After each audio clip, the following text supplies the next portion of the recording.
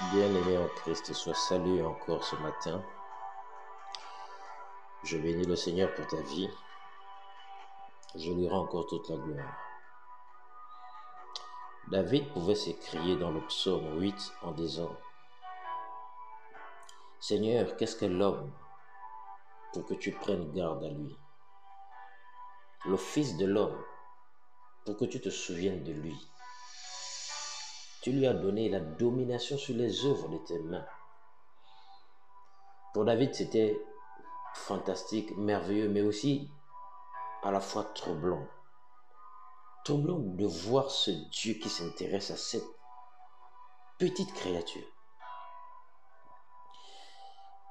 qui fait tout pour la garder à ses côtés, qui lui révèle ses secrets, qui lui communique toutes choses le concernant. Malgré sa rébellion, il est toujours présent. Pour David, c'était un mystère.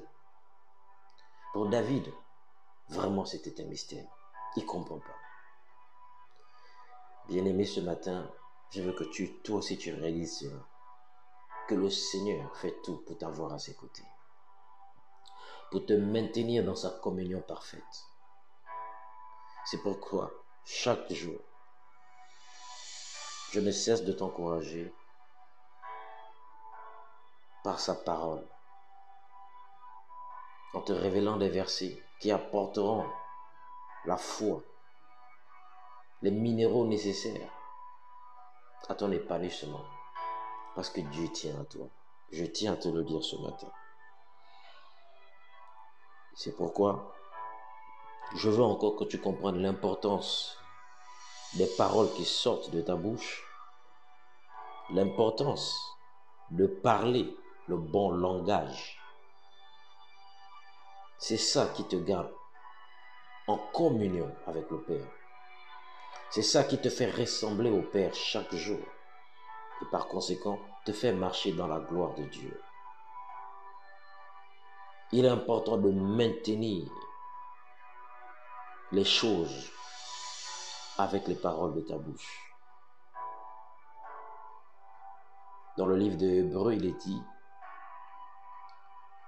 que c'est par la foi que nous croyons que le monde a été créé par la parole de Dieu, de sorte que ce que nous voyons a été fait à partir de ce qu'on ne voit pas. C'est par la parole que tu crées ton monde, ton aion, comme dit la Bible. Apprends donc à maintenir ton corps, ta vie, dans la lignée parfaite de ce que Dieu dit te concernant. Le livre de Romains au chapitre 8, verset 11, nous dit ceci. Et si l'esprit de celui qui a ressuscité Jésus d'entre les morts habite en vous, celui qui a ressuscité Christ d'entre les morts rendra aussi la vie à vos corps mortels par son esprit qui habite en vous. Béni soit la parole de Dieu. Lorsque l'on naît de nouveau, on reçoit une nouvelle vie. J'insiste, et j'insisterai toujours sur cela d'abord. Il faut que ça soit une réalité, que ça soit quelque chose d'acquis dans l'esprit de chaque croyant en Christ. Cette vie nouvelle que tu reçois, elle affecte tout ton être, bien-aimé. L'esprit, l'âme et le corps. Encore faut-il que vous compreniez ce que c'est l'esprit, l'âme et le corps. J'enseignerai un jour sur cela.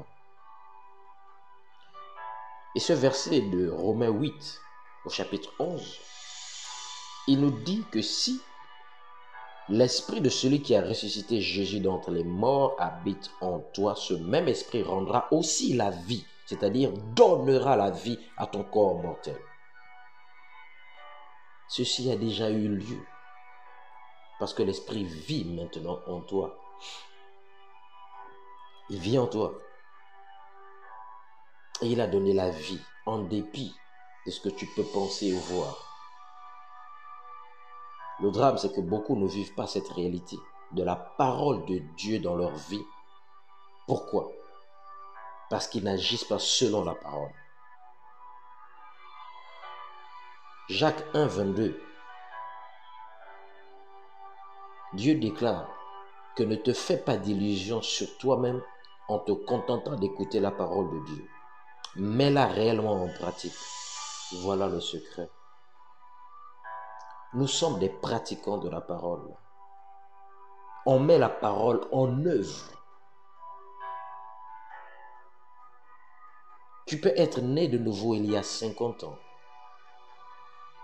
Si tu ne comprends pas cette vérité, tu seras soumis aux éléments de ce monde, dominé par les maux de tête, par la fièvre, le diabète et toutes sortes de maladies et de maux.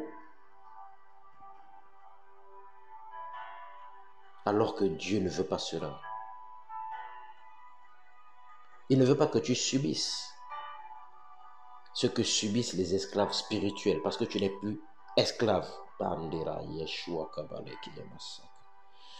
Christ t'a transporté du royaume des ténèbres et t'a fait asseoir dans son royaume de lumière. En recevant Jésus-Christ, c'est ce qui s'est passé.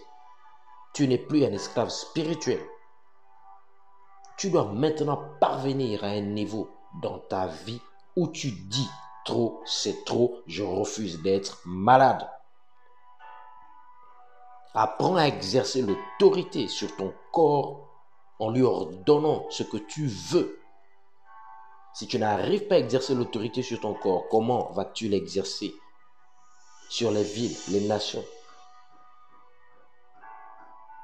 Ton corps est le premier endroit où tu dois exercer cette autorité. Et cette autorité s'exerce par la parole. Le roi règne en ordonnant, en déclarant. Et tu es roi. 1 Pierre 2,9 nous dit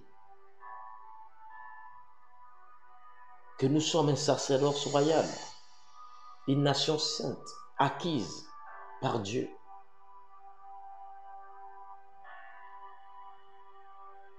Tu as l'autorité.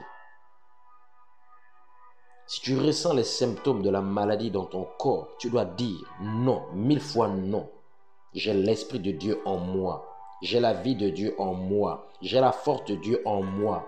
Du sommet de ma tête jusqu'à la plante de mes pieds, je suis sain et en bonne santé. Mon corps est le temple du Saint-Esprit et aucun mal, aucune maladie ou aucune infirmité ne peut s'y étendre. Alléluia. Voilà le langage que tu dois dire. Oh, alléluia. Je t'en supplie, refuse de dire j'ai mal ici, je n'arrive pas. Ne parle plus comme ça.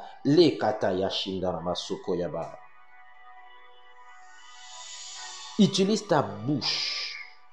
Prononce les paroles de guérison et de santé sur ton corps. Lorsque tu parles, ne laisse même pas Satan te tromper en te communiquant la pensée du genre qu'il ne se passe rien. Non, tout ce que tu dis arrivera. Marc 11, 23, 24. Si quelqu'un dit à cette montagne, ôte-toi de là et jette-toi dans la mer.